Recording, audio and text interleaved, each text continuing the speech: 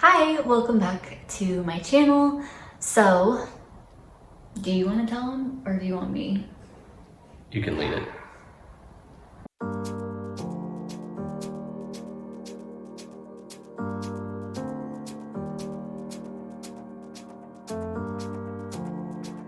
So, whenever we were leaving Romania, we got stopped at the border. They were being kind of sassy. So we're standing at the counter and he pulls in. We gotta set the scene. So we're in a rush. We had to book a flight last minute. It's 9:30 p.m. Our flight boards at 9:30 p.m. So we probably got there at like 8:30 roughly. Yeah. Like just in time to like really get settled and find our flight. The Romanian airport's like not very big, so like you can get there pretty quick. It's so small. Yeah, it like has 6 total flights or something. So we have somebody that doesn't speak a lot of English, which makes it difficult sometimes, but once again, that's our fault. So we're getting through the process. We show him our passports and he kind of freezes and calls someone to come over. The lady comes over, you can tell this is like the manager of everybody. He's like, do you have your visa to me? And I was like, no, that's actually why, that's why we're leaving. And he's like, so you don't have any visa paperwork or anything? And I was like, no.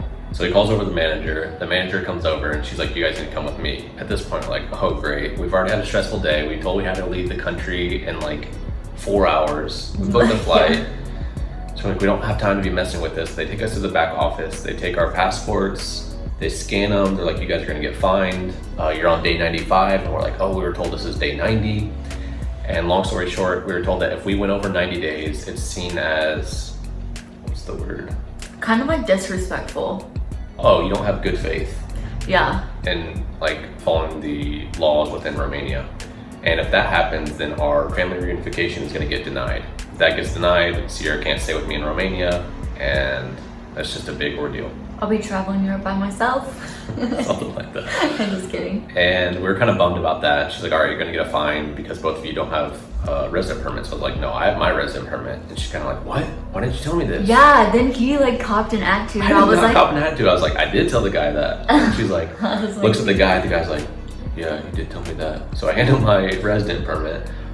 And they're like, okay, you're only gonna get one fine. Basically, she's like, if you pay it before 14 days, then you only owe like $50. If you pay it after 14 days, then you owe half of that. And I was like, wait, so I should wait 14 days and then pay it? And he's like, no. Like Dakota's like, no. It's like, don't worry about it. Like, she was just saying said it wrong. She was getting it mixed up, so then it was confusing me, but I wanted to make sure that I had everything that we needed. So yeah. Anyways, we had to wait probably 10 more minutes outside the room for them to scan all of our documents. They basically wrote me up. I felt like I was in the principal's office getting a detention. It did feel like that. They made me wait outside the room. We stood there for 10 or 15 minutes, and then they were like, you need to come in here and sign this document basically saying that you know that you broke the law and you need to pay this fine. And so they're like, okay, well, you have 90 days and you can't enter back into Romania until 90 days is over, then you can come back. And basically your time as a tourist here will reset to 0. So we board our flight, we go to Turkey. We have a layover in Istanbul for about 8 hours. The flight was from 9:30 to 11:50-ish, roughly. So we wait through the full customs line. We get at the front, the guy's like, visa. And I was like, visa? We don't need a visa, we have our passports. And he's like, no, visa. And since we had just went through spent the last day trying to figure out my family visa for Romania, I didn't know if he was maybe talking about that. So then I was like, oh my gosh, so now they're flagging all of these countries saying that I'm not legal in Romania. And then he's like, no, visa, you have to go. So he tells us, get out of the line and go down the corner. So we're like, what the heck? We get out of the line that we just waited 20 minutes in. We go down around the corner and they basically have this visa office. They give you a sticker in your book and you pay $60. They stamp your passport, then you go through the line again. So we take an Uber to, I don't know what you call this. Just to set the scene, it seemed like it wasn't like a legit hotel. To me, it felt like it was like a family that maybe just bought like a building that was under construction, like that had rooms, and then tried to turn it into a hotel. So it didn't seem, it wasn't like not professional at all. Like, it was one of those scenarios where you see the pictures online. It's like catfishing, but for hotels. yeah, so he bought this. I never would have bought this place if Well, you would have if I showed you the pictures and you said it wasn't that bad. If It did say it was under construction. Just we have different or varying degrees of what under construction means. very When we walked in, like, and I don't want to talk bad on the place. That's why we're not going to name it or point out. Like, they did the best they could with what they had. The walls were falling off. Like, you could see the rebar and the cement in the walls. Like, there was bricks on the ground. in their lobby, you look over and there's like a room with the lights off, and you can literally just see like bricks like stacked up, like someone came in with a wrecking ball and smashed down the room. Like, you could see all the construction in the room, and which, I mean, it's not that big of a deal, but like we travel very bougie, like we're used to like the all-inclusive resort type stuff, so we're just learning different experiences. This is like where the learning together comes from. You could tell it was like a family-owned business. They had like a 16-year-old working the front desk, and then there was maybe like a 12-year-old that was like chauffeuring us. So he came and like took us up to our room, and there was, when we got up to our floor, none of the lights were on, which is just weird to me. Like, none of the hall lights were on or anything, so you're kind of like walking in the dark. Yeah, but it was like 2 a.m. at this point. Yeah, but that's weird. Like, normally hotels have like automatic lights. So this 12-year-old boy is like walking us to our room, and there's a random mattress just in the hallway. So we get into the room, like lock up everything super tight. Dakota like stacked the bags in front of the door. That would have never happened. Obviously, Europe is a very safe place. Yeah. So we're just kind overly of cautious. I would say ignorant a little bit. Yeah. Just fair. because we haven't traveled locally like that a lot. So now we're just learning different customs in different parts of the world, or just function different than America. So if you're gonna throw that out there and say I stacked the bags, how about any noise you heard? You woke up, you're like, what was that? Like, I was so jumpy. Honestly, I totally messed up my psyche growing up because I watched way too many like scary movies, like killer, murder, horror, like ghosts, every type of thing I was obsessed with. And eventually I had to stop doing that for my mental health because I was just getting way too freaked out about everything around me. But that totally, like, every bump we heard, I was like, I sat up and would like look at the door, and Dakota's like, go to sleep, like just stop worrying. Pretty much, long story short, we were stressed, low on sleep, just needed somewhere for a couple hours, and it was probably not even that big of a deal. It was It was super not nice. a big deal. It was fine. Like, it was safe. It was not terrible at all. So we got about 3 hours of sleep, roughly, if we even want to call that sleep. And then we woke up, took an Uber back to the airport. The Istanbul airport is incredible. My gosh, it is literally amazing. Like, that thing was gigantic. Yeah, by far the best airport I've ever been to. They had Louis Vuitton, they had Gucci, they had like all of those name brand stores inside the airport. Like, that's literally insane. I have never seen that before. So we get into the airport. Oh my gosh, so we go, like, we check in, everything's fine. We go to the gate, we board the plane, and then like 10 minutes later, we're still sitting there, and then we hear an announcement, and they're like, sorry, but there's something wrong with the plane, so we need everyone to deboard, and then we're gonna switch planes. So we deboard the plane, we have to wait another hour, so we get like a quick sandwich and just a drink while we're waiting, get back on the plane, and then we fly to Switzerland.